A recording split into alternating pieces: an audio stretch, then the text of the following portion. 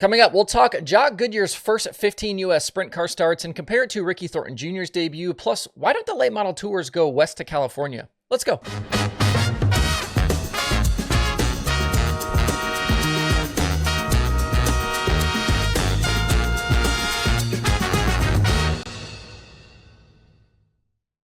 It's Tuesday, September 17th. I'm Justin Fiedler. This is DIRTRACKR Daily presented by Kubota Genuine Parts.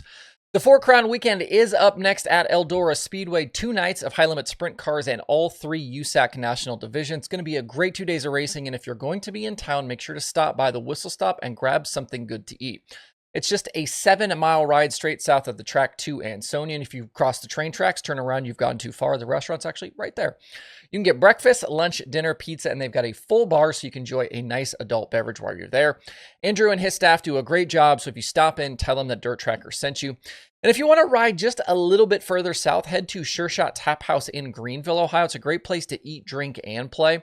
They've got a full menu plus all sorts of adult beverage options on tap. Those are self-pour taps, plus the Bullseye Game Lounge upstairs with duck pin bowling and 24 arcade games.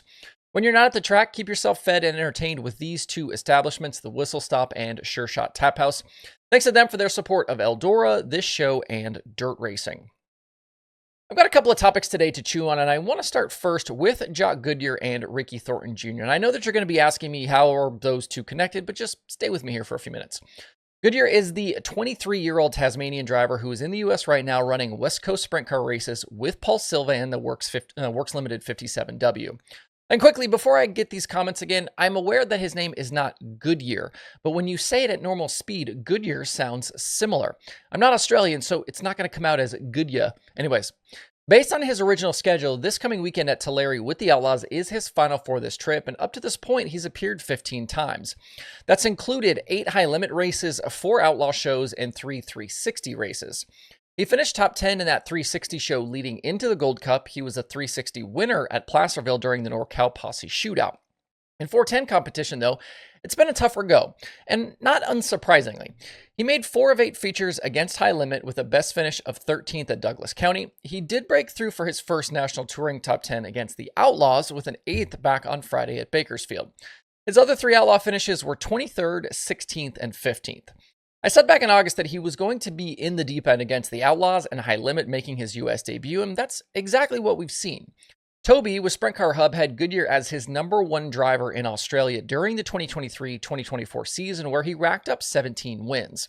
But it was unrealistic to think that he'd come to California to tracks he'd never seen, and against that group of full-timers and one of the toughest groups of locals in the country, and just suddenly be amazing, even with Paul Silva on his side. And it's not a knock against Goodyer or Silva, honestly, as Goodyer clearly has talent and is a star in the making. It just takes time for these guys to get acclimated to racing against the best on the planet. We saw similar with James McFadden. He's as accomplished as it gets in sprint cars down under, but it was several years of U.S. summer trips before he scored his first Outlaw win in 2017. I think, though, it was the right move here for Silva to throw Goodyer to the wolves. Put him out there and let him figure it out. And the same is true of Ricky Thornton Jr. I've seen some comments about how RTJ's sprint car debut shouldn't have come against a series like High Limit. Something along the lines of it's too much too quickly for a guy with that little experience in a sprint car. But I disagree. RTJ has done just about everything there is to do in a late model. He's run well at the Chili Bowl, and he's run a boatload of micro races. He's smart enough to know how to stay out of trouble, even in a car he has so little experience in. But let him see where he stacks up against those guys. The next time he does it, he'll be a better driver for it. And thinking either Goodyer or RTJ would be amazing out of the gate was silly and just shows a lack of understanding about how good everyone else here really is. So far, though, I like what we've seen out of both, and I'm buying stock on the potential. Goodyer has a bright future, and I think RTJ could too, although I don't know that we'll ever get to see him full-time in a sprint car, given just how good he is in a late model. I also think it's likely we could see Goodyer take a significant step forward when he returns home for the dirt racing summer in Australia. Jumping in against the best, early certainly isn't the right path for every driver, but these 2 guys are clearly different. Real quick before we move on, there is a new issue of the slider in your email as of last night. This one features an interview with Gio Scelzi from Jordan Willman. Scelzi talks about his progress this season, the current state of sprint car racing, and more. If you don't get the slider and you would like to, sign up for free over at dirttracker.com/the slider. I send them out periodically, and they feature the writing of some contributors you probably know and others you likely don't. It's a way for me to help elevate some other voices while providing you guys some more great dirt racing content.